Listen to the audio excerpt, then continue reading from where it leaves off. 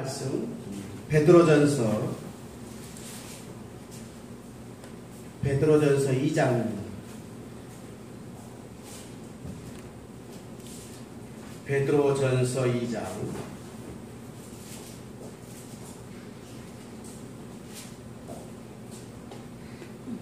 9절에서 10절 말씀까지 보시겠습니다. 베드로전서 2장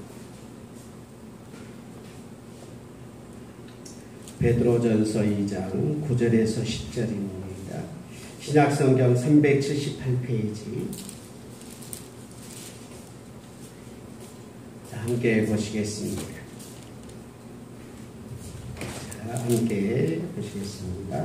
그러나 너희는 택하신 족속이요 왕같은 제사장들이요 거룩한 나라요 그의 소유가 된 백성이니 이는 너희를 어두운 데서 불러내어 그의 기이한 빛에 들어가게 하신 이의 아름다운 덕을 선포하게 하려 하심이라. 너희가 전에는 백성이 아니더니 이제는 하나님의 백성이요 전에는 긍휼을 얻지 못하였더니 이제는 긍휼을 얻은 자니라. 아멘. 혹시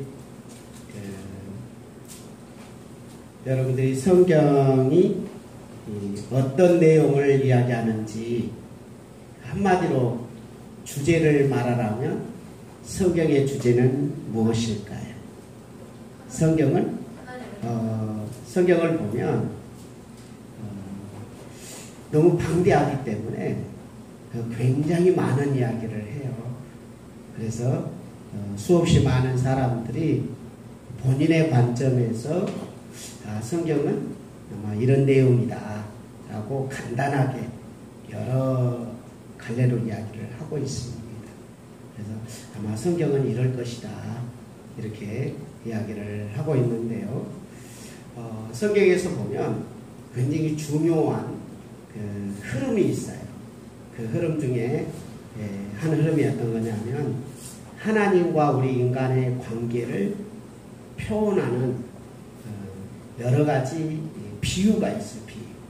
그 중에 가장 대표적인 비유가 뭐냐면 우리 주기도문에서 보면 하나님을 어떻게 표현하나요? 주기도문 시작. 하늘에 계신 우리 아버지와 하나님을 누구로 표현하죠? 아버지로 표현하죠. 그러니까 하나님을 아버지로 표현한다는 것은 어떤 의미가 있냐면 하나님이 진짜 우리 아버지가 아니에요. 그런데 이 세상에서 많은 사람들이 이 아버지에 대한 개념이 있거든요. 그러니까 우리는 어린아이고 아버지가 자녀를 돌보는 것들은 어느 나라든 어느 곳이든 아버지가 다 있잖아요. 그래서 하나님이 진짜 아버지는 아닌데 무슨 의미가 있냐면 아버지 같은 분이다. 하나님은 전지전능하신 창조주이시고 그분이 오주 만물을 다 다스리고 계시는 그 완전하신 하나님이신데 그분의 우리 인간이 봤을 때 그분이 누구지? 했을 때 우리 육신의 아버지 같은 분이 하나님이시다. 그래서 하나님이 아버지십니다. 이렇게 고백해요. 근데 성경에 굉장히 많은 부분에서 하나님을 아버지라 표현하지요. 또 하나는 유대인들은 유목민들이잖아요. 유목민이란 말은 결국 양을 치고 그리고 염소를 그리고 이렇게 데리고 다니면서 풀을 먹이고 냇가에서 물을 마시게 하고 늑대가 오면 쫓아내고 하며 양을 기르는 그런 유목민들이라 그들이 하나님이 어떤 분인가 했을 때 특히 다윗이 목동이었잖아요. 그러다 보니까 이 다윗의 고백들 속에서 하나님이 누구라고 표현했냐면 시편 23편 다 같이 암송해 보겠습니다. 시작. 여호와는 나의 목자시니 내게 부족함이 없으리로다. 그가 푸른 초장으로 인도하시고 쉴만한 물가로 인도하시는도다. 사망의 음침한 골짜기로 다닐지라도 해를 두려워할 것이 아닐 것은 주의 지팡이와 막대기가 나를 안위하시나이다. 그 지팡이와 막대기 나오지요. 그리고 풀이 나오지요. 시냇가가 나오지요. 그리고 원수의 목전에서 우리에게 뭐 먹여주고 하는 이야기들이 거의 다 나오는데요. 어떻든 간에 어떤 걸 연상하게 되냐면 들판에서 양이 있고 거기에 목자가 있는데 하나님은 우리 인간이 양이다. 양은 특색들이 많잖아요. 그래서 시력이 약해서 앞을 잘 못 보고 힘이 약해가지고 금방금방 쓰러질 때 예수님께서 하나님께서 우리의 목자가 되셔가지고 우리의 먹을 풀로 인도해주고 또 마시물 시냇물로 인도하시고 늑대가 오면 지켜주시는 분이 누구라고요? 하나님이시다 이 말입니다. 그런데 예수님께서도 그런 구약 성경의 목자에 대한 개념을 예수님도 아시고 그 당대 많은 사람들이 목동으로 있었기 때문에 예수님이 하시는 이야기 중에 직접 그런 말씀을 하시잖아요. 요한복음 10장에서는 사람들을 모아놓고 나는 선한 목자다. 선한 목자는 양들을 위하여 목숨을 버리지 않냐 하고 예수님이 누구라고요? 선한 목자다 이 말이에요. 누가 선한 목자예요? 예수님이 선한 목자다. 진정한 선한 목자는 예수님이시잖아요. 예수님이 우리를 위해서 목숨을 버리시고 우리를 사랑하시고 우리를 아끼시고 우리를 돌보시는 분이 바로 예수님이시잖아요.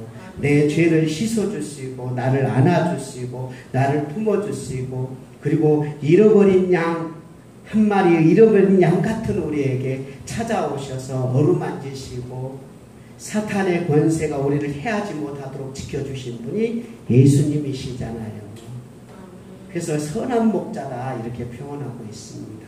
그런데 많은 학자들이 성경을 바라보면서 아버지와 아들 또한 목자와 양 이것 말고 성경의 전체 내용 중에 가장 많이 등장하는 것이 뭐냐 하면 하나님의 나라라는 거예요. 하나님의 나라. 이게요 성경 전체에 들어있는 내용이에요. 그것은 어떻게 하냐면 우리는 이 세상에 살면서 사람들은 나라에서 살고 있거든요. 그러니까 어떻든 인간이 살면서 뭘 이루겠냐면 한 나라, 처음에는 가족, 그러다가 그 사람들이 부족을 이루었어요. 부족이 누가 부족이었냐면 아브라함이 부족을 이루었거든요. 그 야곱도 부족을 이루었고 그래서 자기 마을처럼 자기 가족들이 함께 사는 그 부족인들이 이렇게 살면서 그 부족인이 군대를 모아놓고 그래서 아브라함도 군인들이 있었고요. 또 그래서 다른 롯이 소돔과 고모라에서 막 잡혀갔을 때 자기 군인들 400명을 데리고 가서 쳐부수고 그랬거든요.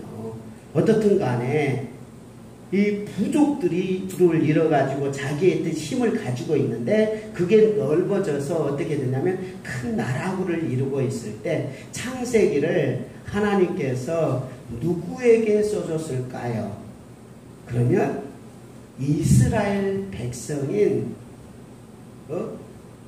모세가 이스라엘 백성들을 끌고 왔을 때 그들에게 하나님께서 하나님의 말씀인 창세기, 출애굽기, 레위기, 민수기, 신명기를 그 나라 백성들에게 던졌어요.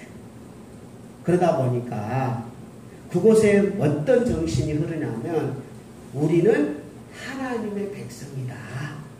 이런 정신이 흐르고 있어요. 그래서 이스라엘 백성들에게 너희들은 하나님의 백성인데 하나님이 어떤 분이냐? 창세기에서 보면 이 세상을 만든 하나님이다. 그리고 노아 홍수 때 노아에게 명령한 하나님이다. 그리고 아브라함을 부르신 하나님이다. 야곱을 선택했던 하나님이고 모세를 애굽으로 보낸 하나님이다. 너희 백성들을 하나님께서 이곳으로 이끌어내신 분이다 하고 하나님이 이 백성들의 왕으로 소개하고 있는 것이 창세기, 출애굽기, 레위기, 민수기예요. 그리고 백성들은 누구냐 하면 아브라함의 후손들이 백성이에요. 그래서 아브라함이 이삭을 낳고 이삭이 야곱을 낳고 야곱의 이름을 이스라엘로 바꾸어서 이스라엘의 12지파가 형성되면서 그들을 저 애굽에 놨다가 애굽에서 꺼내가지고 하나의 민족을 이루고 백성을 이루었는데 그들을 인도하시는 분이 누구냐? 하나님이 왕이다. 애굽이 당대에 가장 능력 있고 힘이 있었는데 그 가장 최고 전 세계에서 그때 당시 이집트의 애굽이 최고의 권세를 가지고 바로 왕이 그 큰 군대를 가지고 전 세계를 다스리고 있었던 그새 자기가 신이다라고 외쳤던 그곳에 하나님이 내가 왕이다. 너의 바로의 그 왕보다 뛰어난 왕이다 하면서 바로를 물리치고 그것들을 물리치고 한 나라를 세우신 분이 누구였냐? 하나님이셨다 이 말이죠. 그래서 백성들에게 하나님이 왕이다. 내가 너희들에게 땅을 줄게. 너희들은 하나님 말씀대로 살아. 하고 너희들은 내 백성이다 해서 인간의 왕을 세우지 않아요.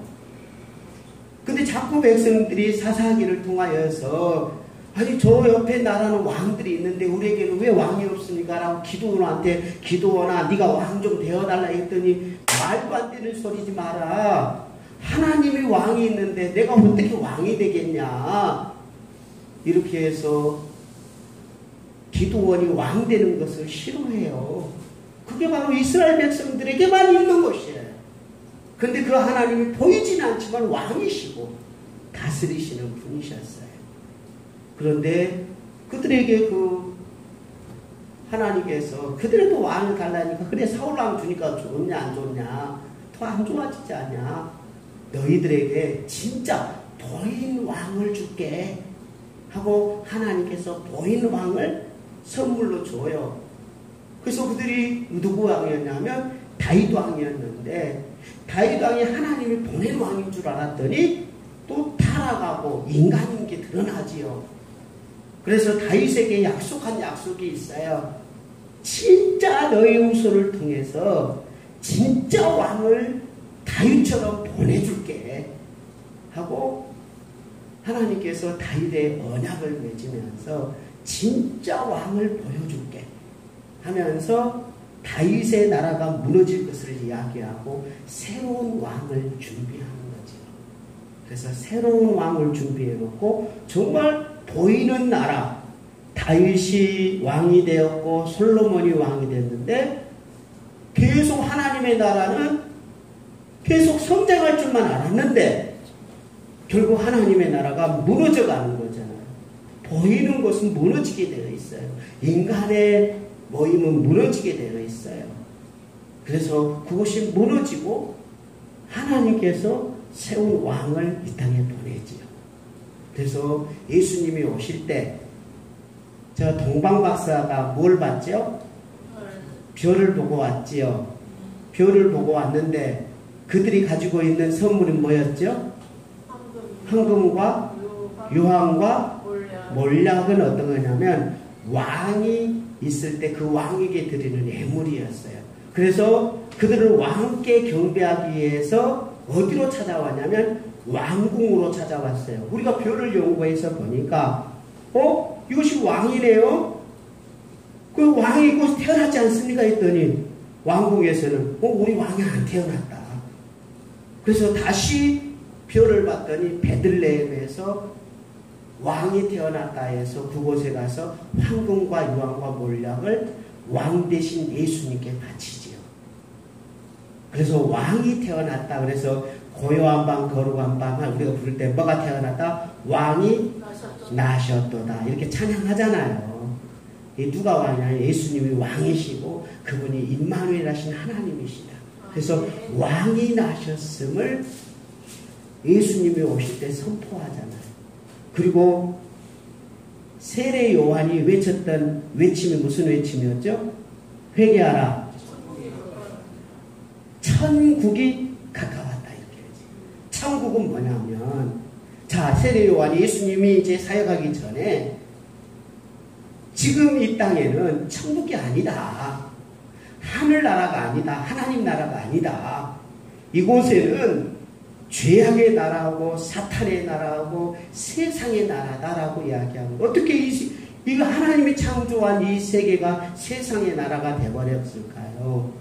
원래 하나님께서 창조한 것은 하나님의 나라였는데 사탄이 아담과 하와를 꼬셔가지고 너 하나님 말 듣지 말아라.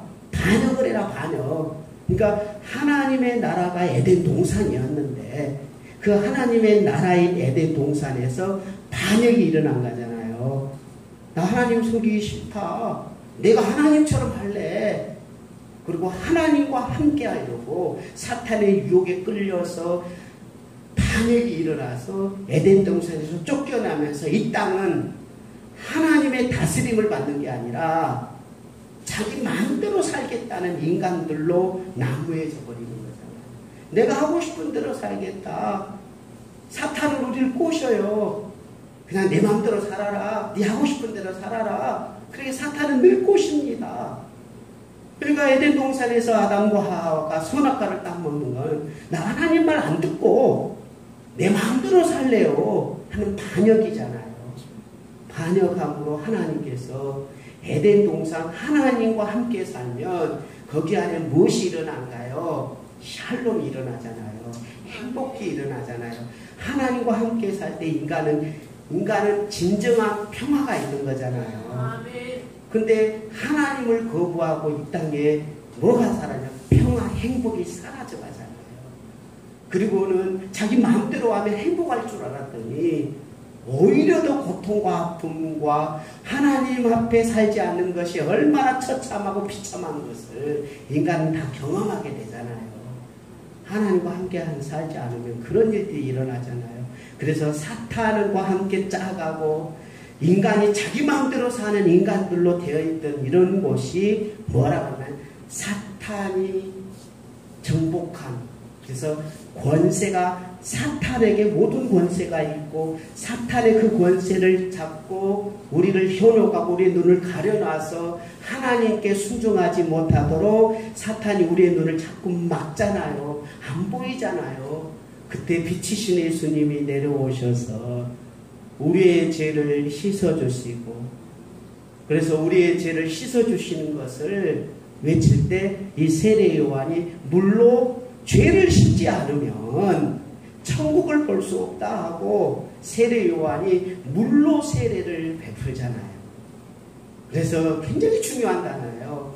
죄가 해결되지 않으면, 죄를 씻음받지 않으면 우리는 하나님을 볼 수도 없고 천국을 맛볼 수 없다는 것을 보여주려고 세례 요한이 천국이 가까웠으니까 너희의 죄 문제를 해결해야 된다 하고 외치면서 예수님을 소개하잖아요.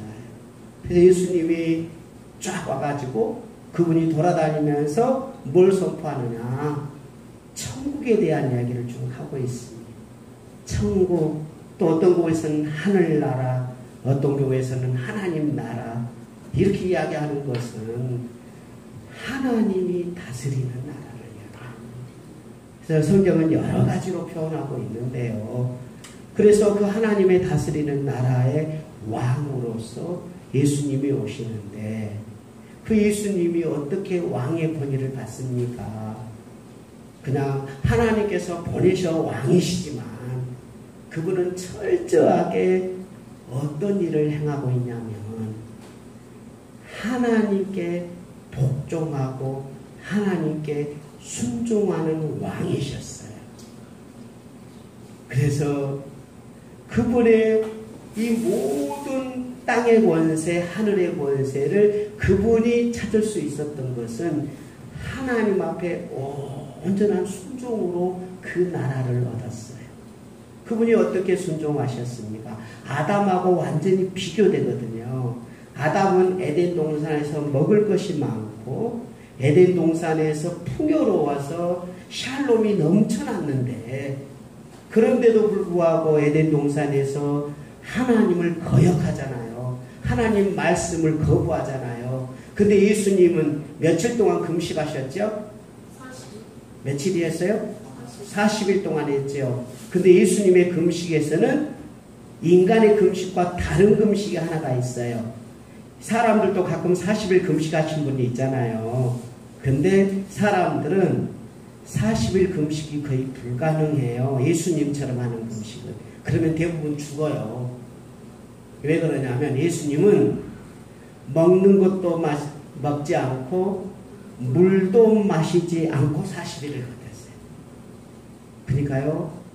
인간으로 할 수 없는 일을 하십니다. 많은 목사님들이 예수님이 40일 금식에 나도 금식한다 그러는데 예수님의 금식하고는 달라요. 왜?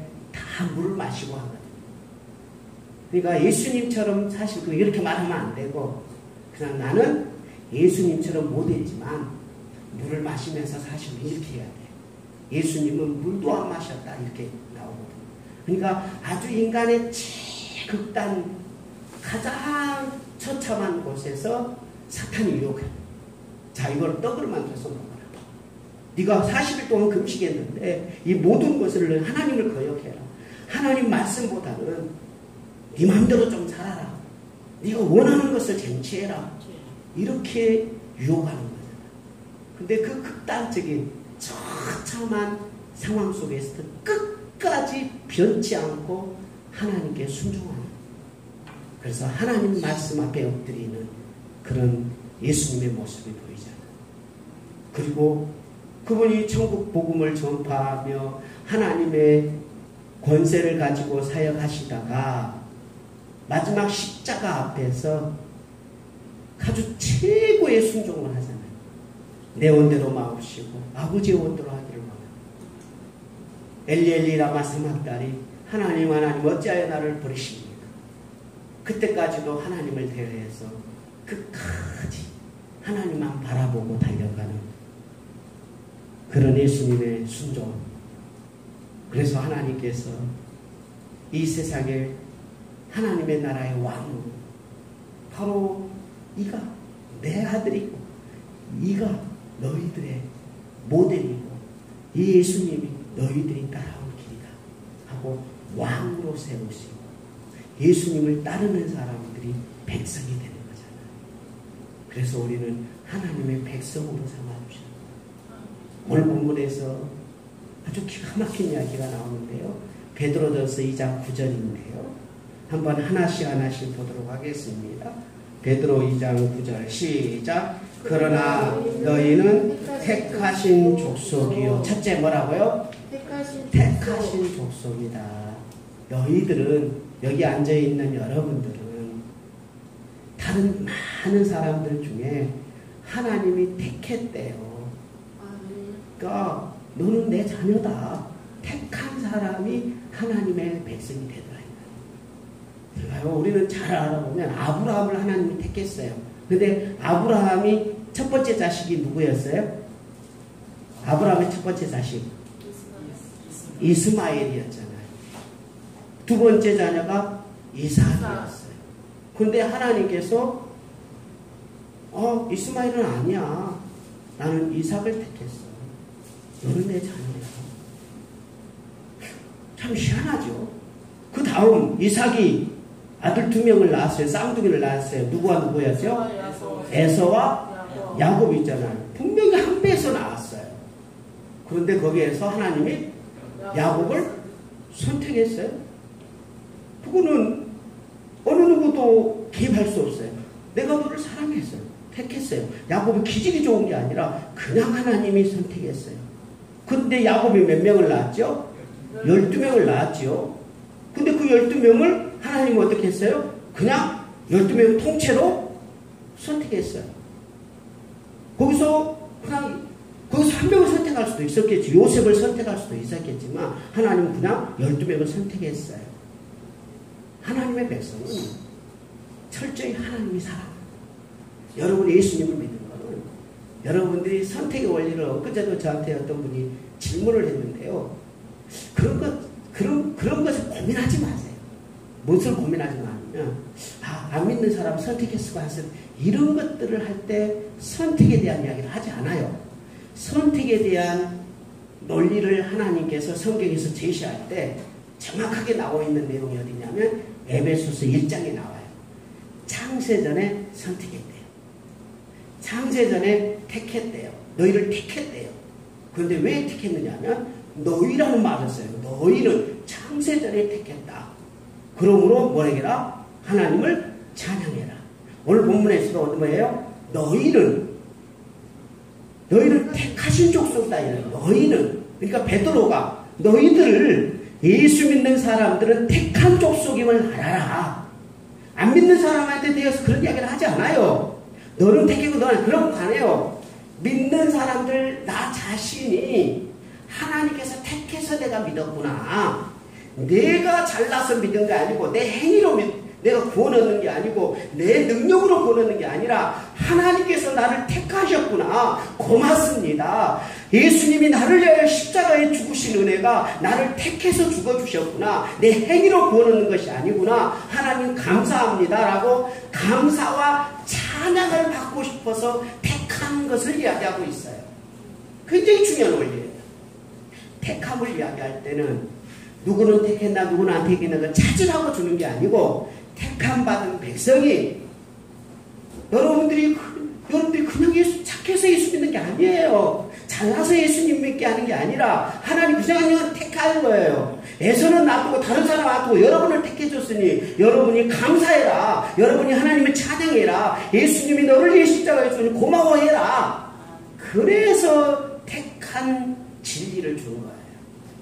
그러므로 내가 하나님의 백성이 되었다는 것 자체가 하나님의 선택이다 하는 것을 오늘 본문을 이야기하고 있는 거죠.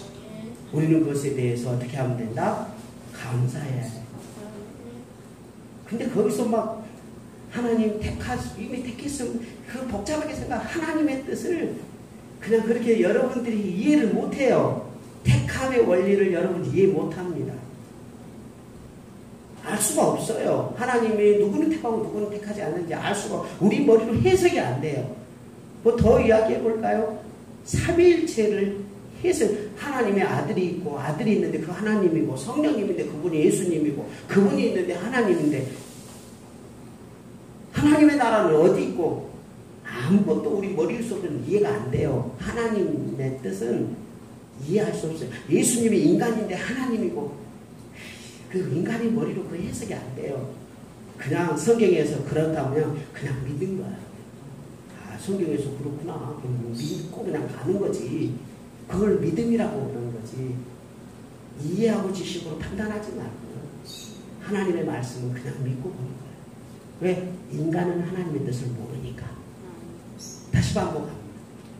여러분과 나는 다른 사람들보다 하나님이 선택하셨어요. 예수님 믿게 하신 줄 믿습니다.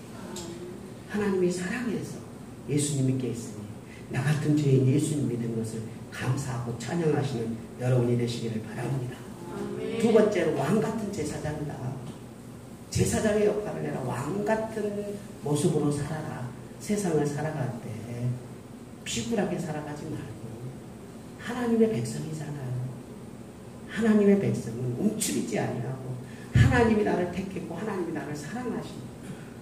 그러므로 세상 속에서 나는 너희들과 다른 왕 같은 사람이고 세상에서 너희들 비굴하게 예수님이 내 아버지고 하나님이 내 아버지이냐 나는 왕자요 나는 공주인데 그래서 왕권 안에 들어있는 사람이다. 그리고 세상을 구원하는 제사장의 역할을 감당해서 너희들도 예수님 믿으면 너희들도 구원을 얻을 수 있다라는 자신감 있게 말할 수 있는 권세를 줬다는 거예요. 그러므로 우리는 왕자로 이 땅에 산다는 걸 잊어버리면 안 돼요. 왕이신 예수님이 내 안에 계시고 그분이 내 아버지. 세상을 무서워하지 말고 떨지 말고 하나님이 나를 지켜주시고 하나님이 나를 보호하시고 왕 같은 제사장으로 당당하게 사시는 여러분이 되시기를 바랍니다. 오늘 본문에서 또한 뭐라가 나와요? 왕 같은 제사장이요? 거룩한 나라요. 거룩한 나라요. 거룩하란 말은 뭐라 해요? 세상 사람들과 구별됐다. 다르다는 뜻이에요. 다르다. 세상 사람들처럼 우리는 사는 사람이 아닌, 저 사람하고 다른 우리다. 그럼 하나님이 택했어요. 사랑했어요. 저 사람들은 저렇게 살지라도 우리는 다르게 사는 거예요. 코로나를 통해서도 다른 사람은 그렇게 살더라도 우리는 하나님께 예배하고 찬송하고, 세상 사람이 그렇게 가더라도 우리는 하나님과 무릎 꿇고 사는, 그 사람들이 우리를 무시하든 뭐하든 신경 쓰지 말고 저 사람들하고 우리는 달라요. 그래서 다른 사람은 다 그렇게 살아도 그래 너희들이하고 버림받은 사람이고 지옥 갈 사람이지만 나는 예수 믿는 사람이고 천국 백성이고 나는 하나님의 나라 백성 아니냐. 그래서 하나님의 나라의 백성답게 나는 살 거다.